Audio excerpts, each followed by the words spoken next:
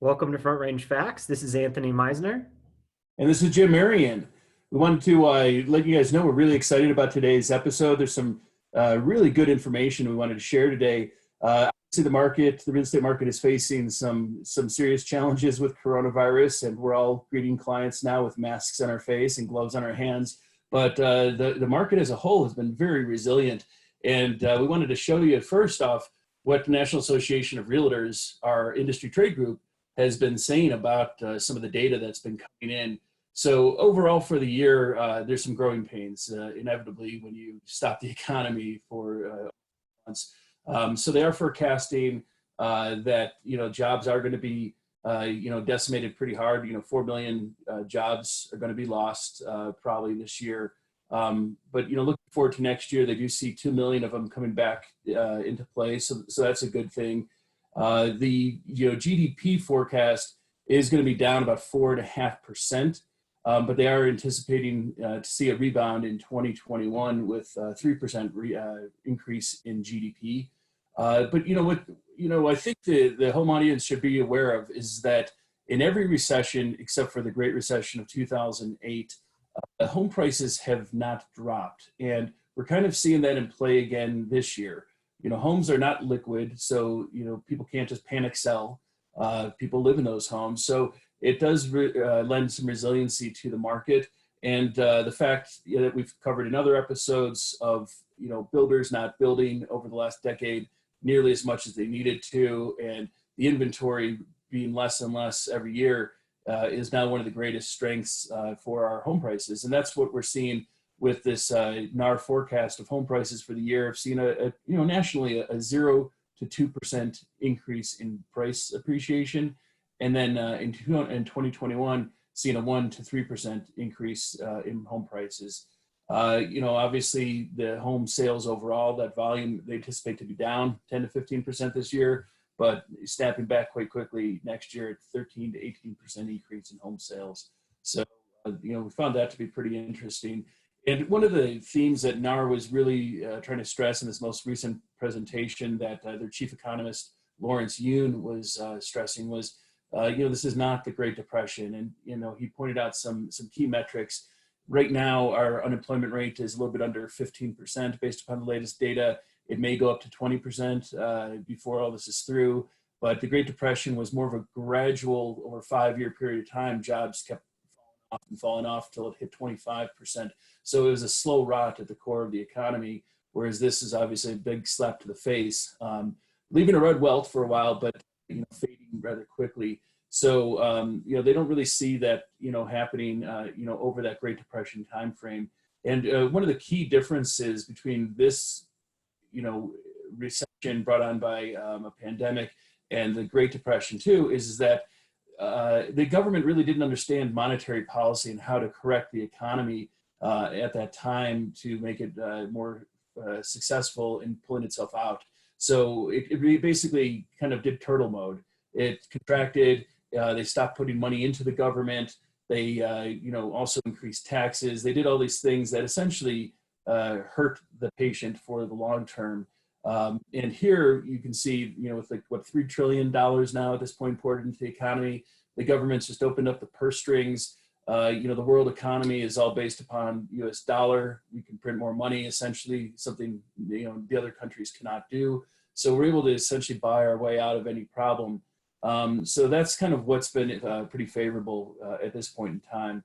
And, we just wanted to take a moment now to introduce ourselves. So Anthony, would you like to tell the folks at home a little bit about yourself? Absolutely. My name is Anthony Meisner. I work for Land Title, and I primarily work out of the Boulder location.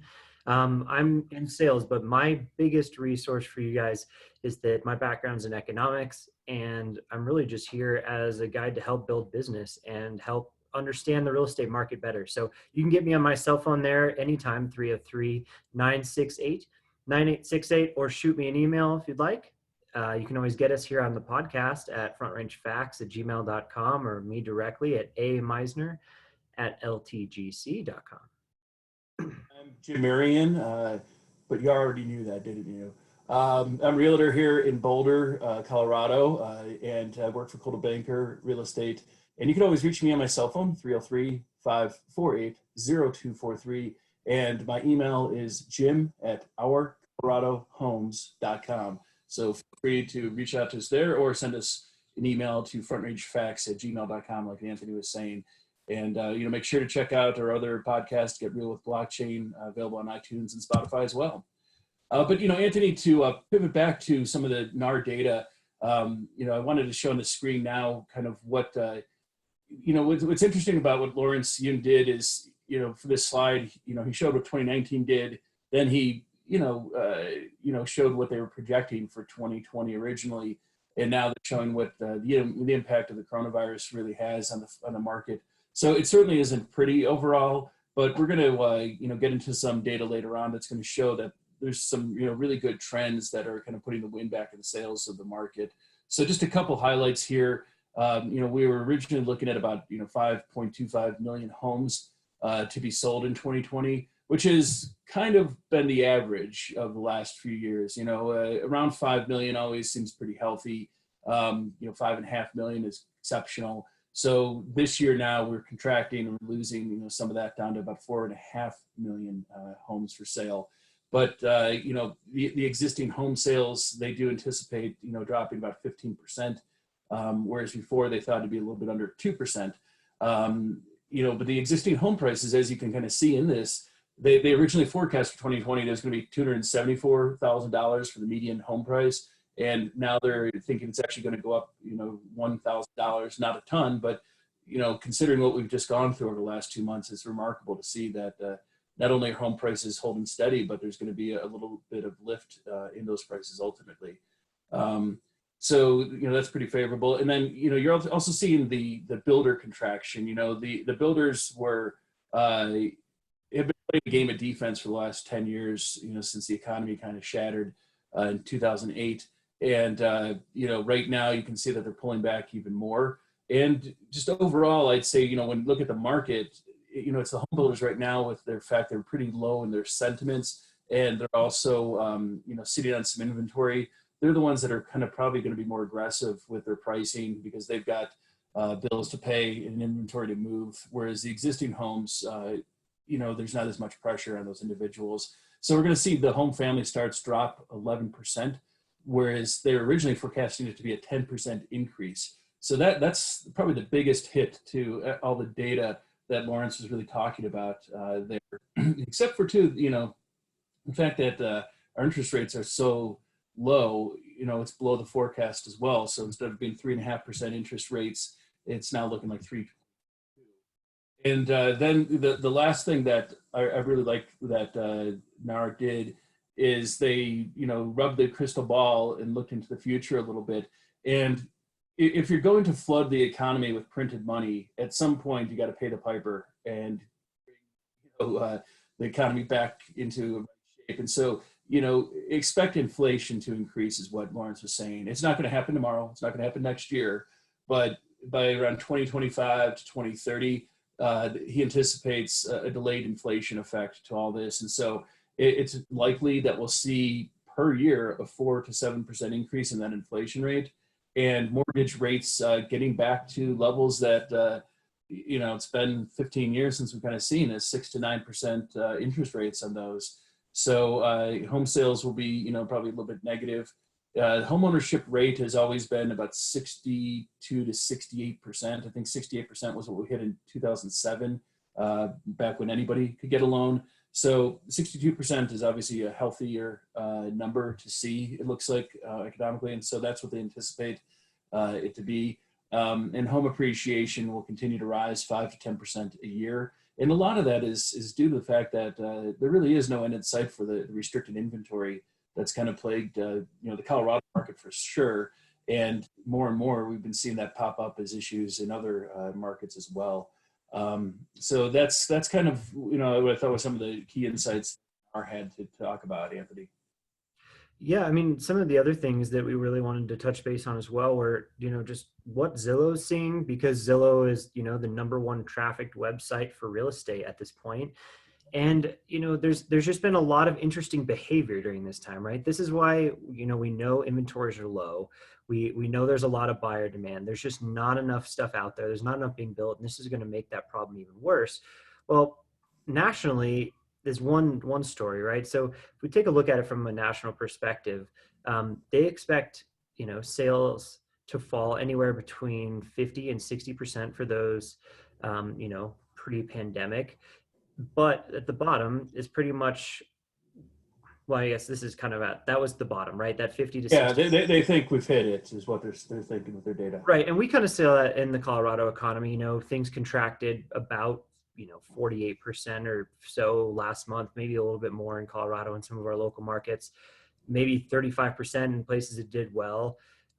So we're kind of seeing, not quite as bad as the national market. But then you look at the listing prices.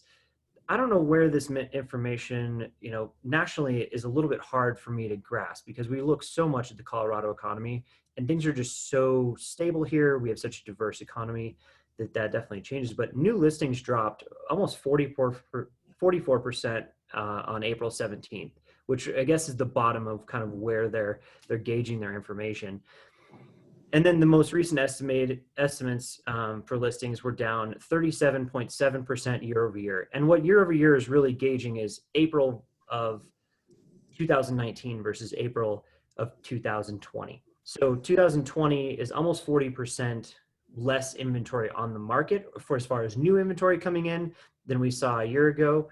That was to be expected, right? Because a lot of the country really restricted the real estate market. So you couldn't do as many showings, you couldn't get out there and do business as usual because we were all at stay-at-home orders. And let's just hope that was the worst of it, which we kind of saw in Colorado around that time as well. By April 14th, pending home sales dropped 38.5% year over year.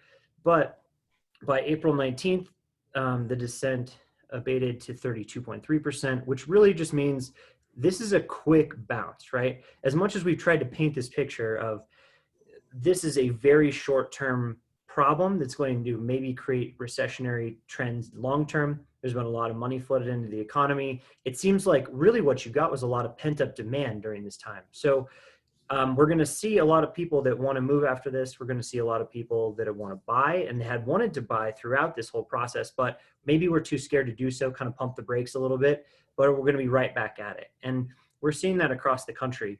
Zillow expects a 10% increase in home sales each month once the recovery begins. So that's really that pent up demand, right? Those people that realized, okay, I don't like my house, or boy, my family needs more space, right? It's that kind of a mentality that you're going to start seeing with home sales. And Zillow is expecting to see that, and we've kind of seen that already coming into May. Yeah, and I think it's interesting too how we had the NAR chief economist saying that home prices are going to be flat to maybe like a 2% increase this year, where Zillow thinks they might fall 2 to 3%. So, if you bookend each of those, we're somewhere in around a -2 to +2 appreciation rate nationally. And, of course, Colorado plays its own tune. So we're going to be more in that Definitely. This one really was interesting to me. This just shows you the traffic patterns on Zillow's website. So that 0% baseline is changing in page views from last year. And it's pretty interesting to me that, you were starting to really see things rise into March. And then as this all started to roll out, people panicked, hit the brakes, focused on whatever else they're focusing on. You saw almost a 20% drop by March 23rd. And in Colorado, well, that's the day we had school closures. So that was like the beginning of before even stay at home. So just to kind of put it in perspective, those dates really line up before this big rollout of everyone having to stay in place. And if you're looking at this on a national level, Colorado led a lot of that type of behavior where they would put in a stay-at-home order. Like we're one of the first states to do that outside of New York and California. So it is interesting to see like the national trend of people starting to get really cautious early on. And then now when you get into April, where their numbers are up 20% because people are like sitting at home on their couch wondering, boy, what's going on in the real estate world? What's my home worth? Is that, all this information, need. And right, if they're the number one website for real estate in the world right now, or at least in the United States, at least the highest traffic, that's probably the first place people are going to look for information, at least Yeah, from. it's I think it kind of correlates that drop to the negative territory. I think correlates to right around when we shut down Europe travel. So I Sure. think it might have been around March 12th, I want to say. So that's kind of I think what really caused well, that's when the toilet paper shortages really kicked off, was when Europe got that's when people realized it was a real thing. And so all those weeks in negative when no one had toilet paper, that's kind of what that trough we see there is. That's a perfect explanation. I think that's exactly what happened. But I mean, you got to save for it.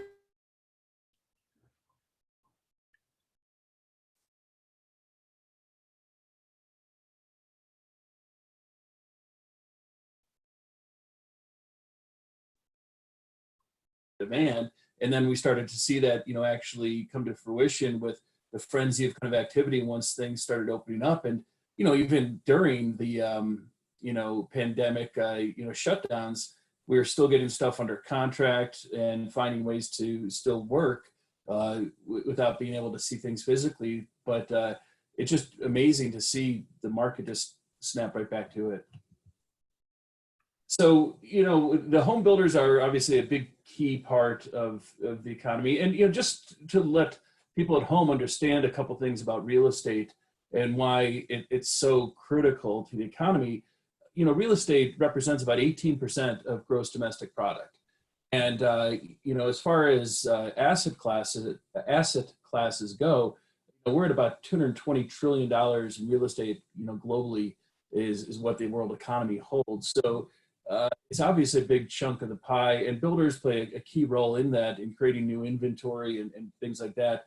And they saw housing starts drop 30% from March to April. And basically the same thing from a year ago. If you look at it from a year before, it's a 30% drop almost. And then the permits, which presage the construction, you need permits to build those homes. Those are down about 21% March to April, and they're down about 19.5% from year over year. So we're probably going to see less homes being built for sure. And the completions fell 8% in March, 12% from last year. So it's a pretty steady drop. And those guys got burned really bad in 2008, 2010. We saw a number of builders either consolidate or go out of business due to the fact that they had overbuilt. So I think they remain very cautious, and it's in their DNA programmatically a little bit now to just, retrench and, make sure they're not extending their risk. And, then that home sentiment, that home builder sentiment we kind of touched upon a little bit earlier, it's at 37 right now. And that level is very low, because anything below 50 suggests that the builders view conditions as unfavorable. So they have, they're in negative territory essentially with their sentiment right now. Well, you want to look at some mortgage news. Yeah. Yeah, I think this is another big key factor to why things are going to bounce back fairly quickly, why we have seen so much stimulus go into the economy. Basically, when you look at purchase volume was down just 1.5% lower than a year ago, if you look at year to date. And I mean, with a huge drop going into April, that's really stating something, right? That shows that low interest rates have created this really great place to go out and move into a bigger home, right? Buy a first time home, gives you a lot of purchasing power. And that volume really adds a lot to that real estate equation. So since this is a big key for this entire thing, when purchasing volume was down 35% annually from a month ago, that's when you start to like, okay, so this maybe this is short term, right? Great beginning to the year. It definitely led previous years past, so there's a lot of demand in that marketplace. And I think the other thing you really want to look at is mortgage appreciation, or yeah, mortgage applications are kind of like that leading indicator, right? So Yeah. mortgage applications to purchase homes rose 6% last week from the previous week. So people are back getting into the market. They're looking again. That's according to the Mortgage Bankers Association.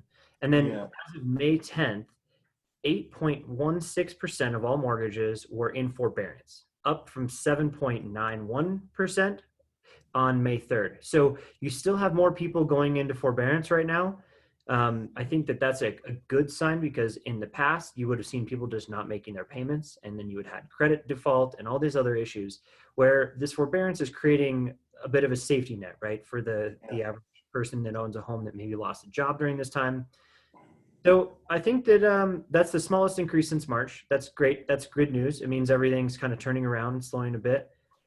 I guess. What are your Yeah, thoughts on forbearance, Jim? yeah. I mean, I think that it's obviously positive that because I think that all loans in forbearance were under 1% before any of this began. Distressed properties are kind of a very rare beast these days, or they were up until coronavirus. So obviously it shot up like a rocket, to at least 8x, in the forbearance mode. But we're seeing it slow quite a bit because companies have, been able to adapt somewhat to this new normal. They're starting to get to their sea legs, as it were, on understanding how to navigate this market a little bit. And the first 3 weeks that the shutdown happened, it was, there was a palatable panic, in the streets. And, just stunning to see how many jobs were just gone overnight. But people are learning to live with COVID essentially, and the struggles of maintaining social distancing. But they're able to maintain their jobs in a lot of ways. I know, just on a personal anecdote, my wife originally was asked for the month of May to take 2 weeks off, either paid or unpaid, if she wanted to dip into her PTO. But then once May began, they basically said, what, we only need you to take 1 week off, not two. So there's been, I think, some sensibility that the length of time is added to the market, where we're able to see that we're able to staunch the bleeding somewhat. So I think it's all good things to see that decline, being less and less as we move along. So we also like to pay attention to, yeah, a lot of times we like to pay attention to what Fred is doing as well. This is basically the U.S. source for labor and statistics data. Fred analyzes all kinds of wonderful information going across the entire country. We're looking at things a little bit in the rears because of the way that they analyze it and how much information comes out.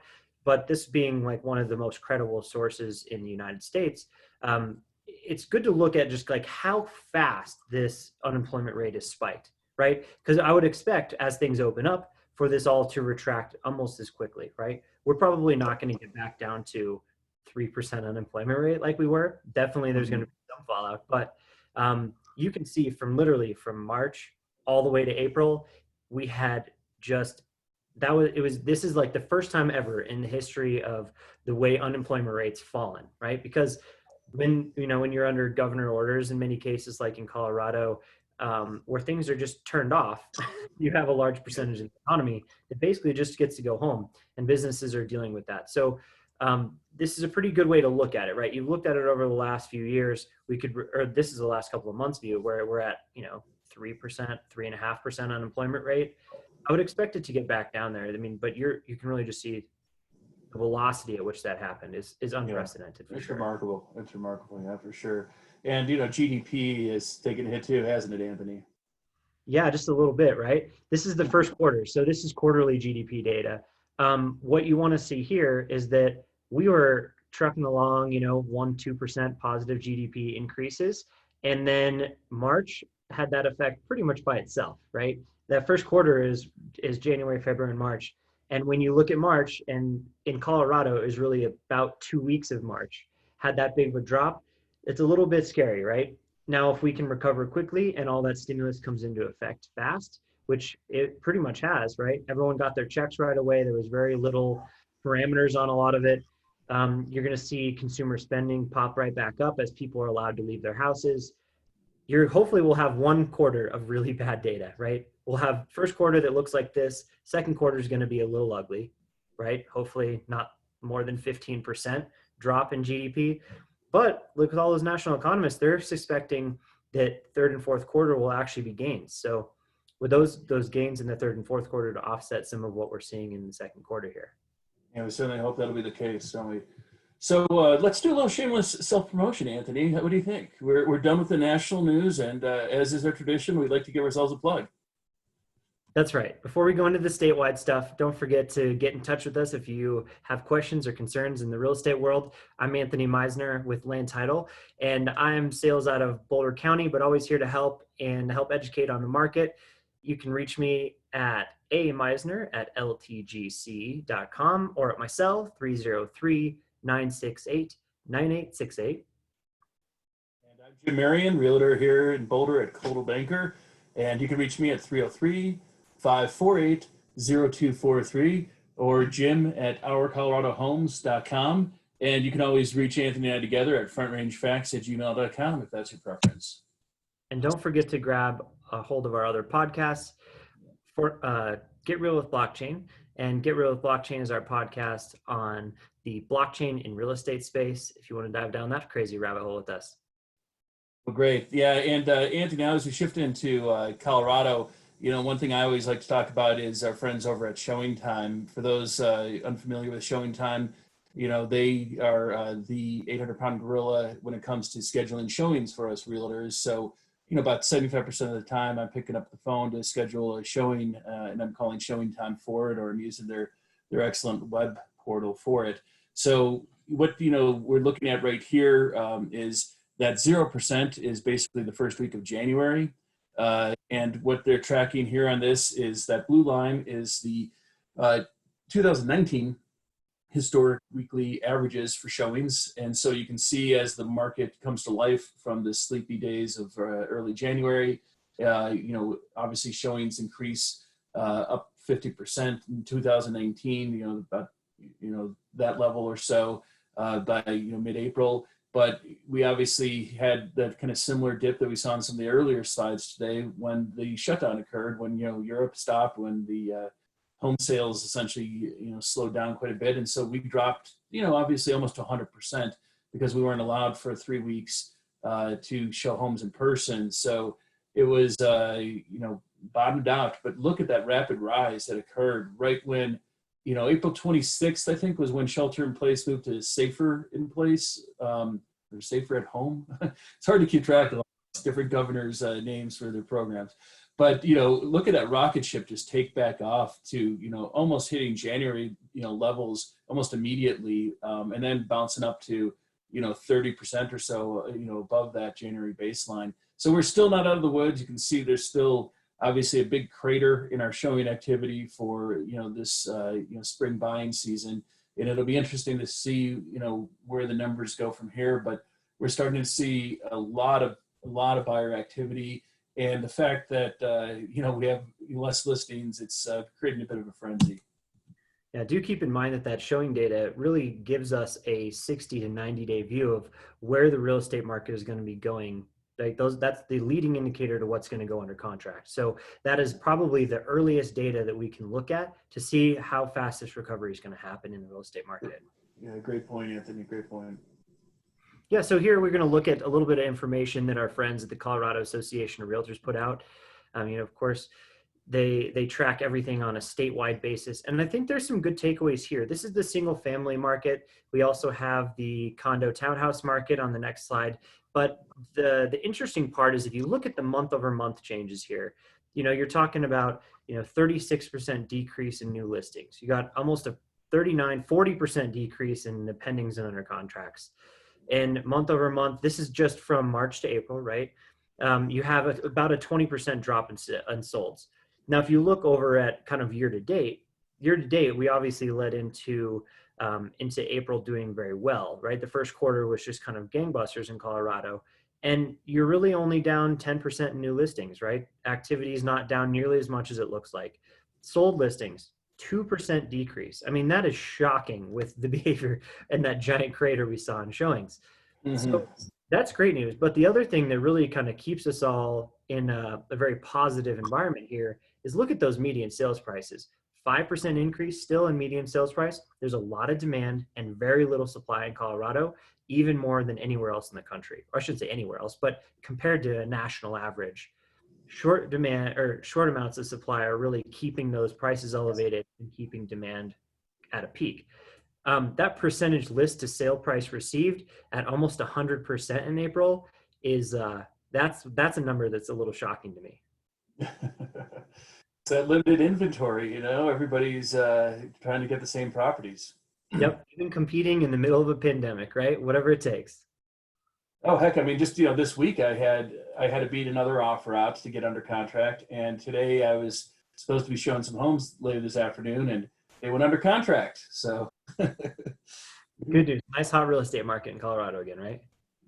yep, same old, same old. Yep, absolutely. If you look at those days on market and the affordable housing index, things are not getting any easier even through this pandemic for sure. Yeah. For buyers.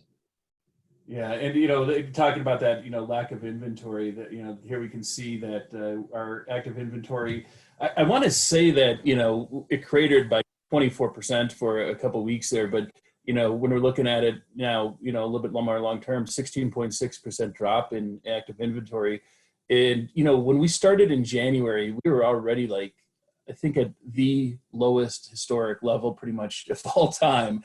To then see now 16.6% drop from 2019 to 2020, it's not helping anything. Yeah, No, not at all. except I Well, guess you want to switch over to the condo market?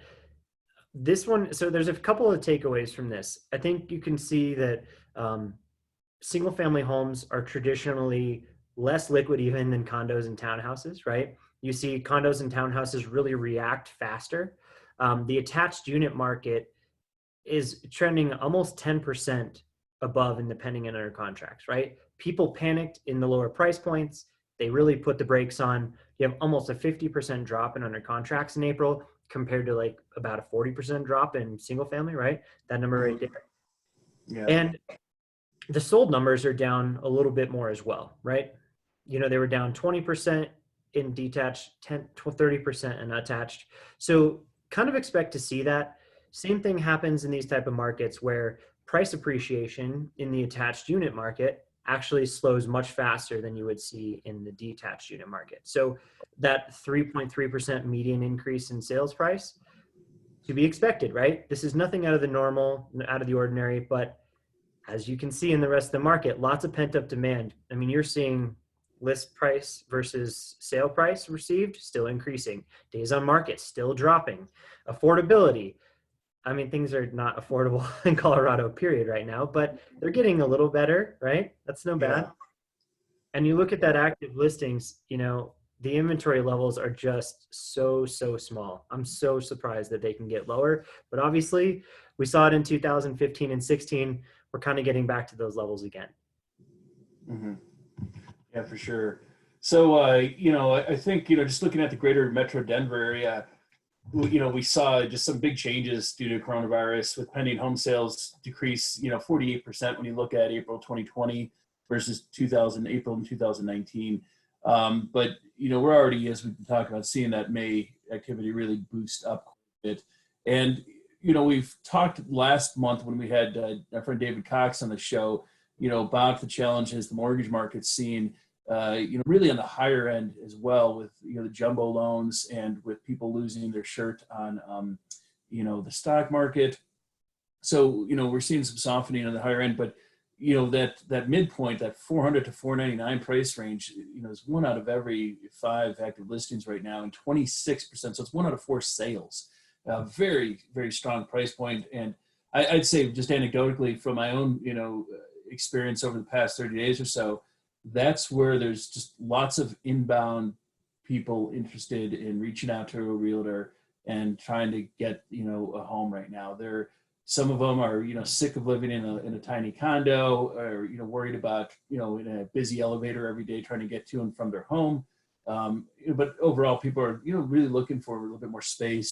And that's the price point that starts to get you, a little bit more flexibility in our Denver metro area.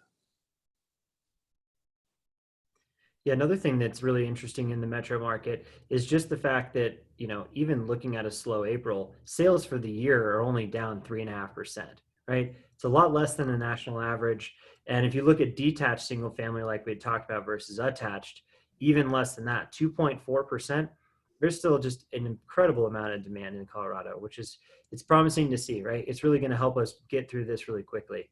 The Yeah. other thing is the average sold price slightly saw a decrease month over month for both attached and detached single family units.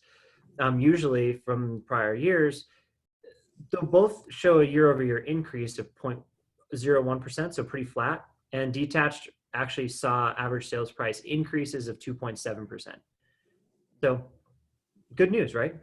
Oh yeah. Yeah. It's not too bad at all. So, just looking at a couple of snapshots, of the Denver market. Anthony, this is detached and attached. Do you want to talk a little bit about this? Yeah, so I mean, this is the coronavirus effect, right? This is COVID-19 at its finest, stay-at-home orders. We're really expected to see, like I was telling you, almost 50% decrease in under contracts. Well, it's hard to go anywhere when you're not allowed to leave your house. It's hard to go look at property when you can't do showings. And in the metro area, you really saw things decrease by about 50%, right? That's that giant slope at the end where the arrow is. Um, Obviously, a lot of demand still, so that's positive. But the blue line's under contract, the red line is solds, to be expected. I would expect May to be a lot worse in the solds and the under contract market to really spike back up, because now that we're opening things back up, we can all get back out there. And active inventory is also looking like it's on the rise. So that's a good news too. This one is month supply of inventory. Jim, do you want to break this down a little bit for us? Yeah, so basically, month supply of inventory refers to the idea that if no new inventory comes on the market, how long would it take to sell off all the initial all that inventory that's currently on the market? So a balanced market historically, has been considered in our industry as about 6 months of inventory, and less than that veers more towards a seller's market. Anything more than that veers more towards a buyer's market. And here we're seeing that the month supply of inventory increased to 1.3 months, but it's still less than it was a year ago. And so when you say 1.3 months, that's like wow, that's a really low number. And when you look at Adams County having a month supply of inventory of only 1 month of inventory, and even Elbert County having a 2.5 month supply of inventory, all that remains a very favorable seller's market. The idea that you as a buyer are going to be able to ambulance chase coronavirus and get a major discount off of a home is pure fantasy. Live it if you want, but it ain't going to be touching reality at any point soon. That's just, I think one thing to stress to people is that, yeah, it stinks right now for, a lot of people. Yeah, the market's bad, and perhaps that seller has lost their job, but it's not going to really impact the home sale price because there's so few choices out there right now that people are going to swoop up those homes for what they're being asked for, as long as they're fairly priced. So if you go over into the days on market, Yeah. this is days in the MLS, right? So this is days till under contract. This number traditionally dips in the springtime, right? In the spring buying season, and it increases over the winter months. This really is your buyer side demand slide, right? This is saying that if you put a house on the market, people will react in this amount of time, assuming you're an average home. So 18 days on market, or days in the MLS, is shockingly low, right? We looked at this a few years ago and you're like, man, multiple offers, all this, lots going on, showings. Even now, where, like you were saying the other day, you're having to make sure there's only one person in a home at a time. People are looking throughout the week. I mean, you're not seeing the traditional weekend like flourish. Like, you're still seeing some of it, but it's hard to actually go out and see, 6 properties in a day like you might have in the past. This is pretty impressive. I think the most impressive thing about this is that April's in the rearview mirror now, and so we're able to measure what the days on market for April was, and that almost the entire month you weren't even allowed to physically be in a home. Yet it is like the record for the least amount of days on market home spent. I mean, the fact that people couldn't even see a home and were buying it off of videos to see it go that quick, it's just remarkable. I think to see that resiliency in the market. It is shocking, no doubt. I would just expect May to actually have a higher days on market than April, but that's because a lot of people listed homes this month. So Yes. when we look at it, you're going to see that rebound a little bit, but it's just the crazy demand in the Colorado market really does show through with that slide. Yeah. This one's kind of interesting because traditionally, more and more sales kind of come out of that spring market into the summer. You can see just how year over year, how much lower sales were in April than they have been in the past. You're talking anywhere from 18% to 25% or so. Um, if you look into Broomfield County, year over year, they were down almost 40% in sales. Things were ugly for a short period of time. Now I expect these all to bounce back and just to have a pretty healthy real estate market all the way through the fall, from what you can tell. But we're not, I mean, we're operating at, 32% year over year of what we should have been, or a drop. So Yeah. kind of is what it is. So, we've talked about the national market. We talked about Colorado as a whole. So now it's time for another plug, right, Anthony? That's right. I'm Anthony with Land Title. You can catch me on my cell phone, 303-968-9868. I'm just here as a resource for you to help with the analytics. And I'm Jim Merrion, Realtor, Coldwell Banker. Feel free to reach out at jim@ourcoloradohomes.com or call me on my cell at 303-548-0243. And Anthony, you want to talk a little bit now? We'll just do a quick highlight of what's going on countywide across the Front Range, from Larimer County to the north down to El Paso. So, what are you seeing for April in Larimer County? Yeah, Larimer County's been a little bit more resilient than the rest of the state, or at least as to our presentation so far. Huge increase in average sales price in April. That was good news. If you look at it year to date, the new listing activity is barely down. Last month in April, down 28%, which was to be expected with a lot of the restrictions in place. Sold listings are also down. Let's call it 19%. But with all things considered, compared to Denver, those numbers look really good in the single family home market. You want to look at just the amount of demand again. Those list price versus sale price receives are increasing during this crazy time. That tells me that there's a lot of pent up demand. And if people are serious, they're out shopping. And that's really keeping those numbers like average sales price, median sales price increasing. You did see an increase in days on market up in Larimer County, which you didn't see in the metro area. So that's been interesting, especially in the townhouse condo market. You're seeing those numbers in April at 107 days on market. Yeah. Yeah, no, it certainly, I mean, it certainly does take longer to sell. But, Larimer also, it's kind of like Weld, there's quite a bit of more rural areas there too. And so, in Fort Collins, there's certainly a different animal than when you go further out afield. Yeah. So speaking of Weld County, why don't you tell us a little bit about it? Well, it's a pretty big county. It's, new listings, of course, dropped like a rock for, April of 2020 versus 19. We've been down about 25%. Looking at it for the year, it still has got a pretty good crater in it at, 13% less listings for the year. But, as far as solds go, even though they lost, 25% solds, for April 2020 over 2019, for the year, it's still only down 2%. And when we are seeing kind of like you were talking, Anthony, about the showing activity being a lead indicator for future sales, I anticipate quite a rebound, once we meet again and start diving into May's data, because I think that'll get really interesting. And I think by June, July, we'll be back in a positive territory, all things considered. And, because of the fact that the month supply of inventory last year was, at this time was 2 months, and this year it's at 1.9 months, it's still a heavy seller's market. So because of that, you're still seeing an increase in the median sale price for single family homes. For the year, it's up about 6% almost for that. And, for the month of April, looking at 2020 versus 2019, it was up 7.5%. Now, the townhomes and condos, you saw, new listings down for the month at 10%. And looking at it for the year, new listings there are down 15%. So there's certainly been, a good number of people who have decided that this isn't the right time to be selling. They don't want strangers in the home, so that's dropping a little bit. And we're seeing that reflected in the townhome market with the sold listings being down about close to 8% for the year. But again, because that month supply of inventory, 2.5 months supply of inventory, essentially, you're still seeing the median sale price for the year up, or a pretty remarkable 8.5%. So, I thought that was pretty interesting. But days on market right now is quite a bit higher, so that is some cause for consideration and concern. With it going up to 75 days on market versus what it was at 51 days this time last year. So that's a bit of a bump.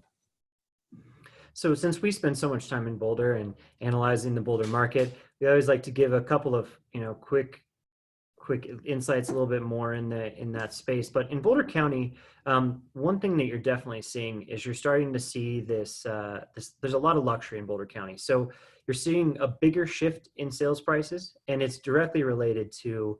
I mean, if you look at it, average sales price, of course, for a home in Boulder County didn't fall 17%. But if you look at from the compilation of sales, when you see a big, halt in luxury real estate that is very heavily weighted, that changes what's actually comprising the data. So when you see a bunch of multi-million-dollar homes that just stop selling, and you start looking at some of the lower price point homes that are selling, look at number of solds. Number of solds for the month were only down 35%. So it really wasn't terrible. The number of solds year over year were down 33%. Boulder's seeing the same thing that a lot of the other markets are, right? It may just feel a little bit more intense because of the luxury kind of halt that we've seen in this time. Yeah. This one's interesting. So this really shows that luxury halt. Usually we're seeing a lot of activity in 3+ million, 2+ million, right? And when there's only one home that sold over $2 million in all of April, makes it a little tough on us. But you can see in all the affordable price points, 800,000 and below, I mean, it's just remarkable at how much demand there is. There is not enough inventory on the market. Builders should not be concerned in those price points. So I don't know if there's any way for you to rub the crystal ball and tell these builders in Boulder County to just, keep their foot on the gas. That'd be helpful, Jim. I really appreciate it. Yeah, but yeah, it sure is interesting just to see that anything over 1.5 million. I mean, bam, it took a hit, for sure. Yeah, absolutely. So that's definitely what's changing in that front. The other thing to look at is things under $300,000 are also taking a hit. We've heard this across the state. Things that are in those lower price points with just the demographic and the groups that took the biggest hit in the unemployment rate would be those, service workers, some of your blue collar folks that can't go to work, some of your people that are entry level positions at jobs, they're the first on the chopping block. So the lowest price points, we've actually seen some interesting things happen as well that would kind of be counterintuitive in many cases. But when you saw an unemployment rate of 20%, a lot of that is those lower income workers. So you want to talk a little bit about the Boulder County daily market activity, Anthony, because I think there's a couple of good insights you had about this. Yeah, so just to kind of clarify, if we were looking at things from a day-to-day closed sales perspective, you don't really get a lot of information out of that number. That would be that yellow line trending across the bottom.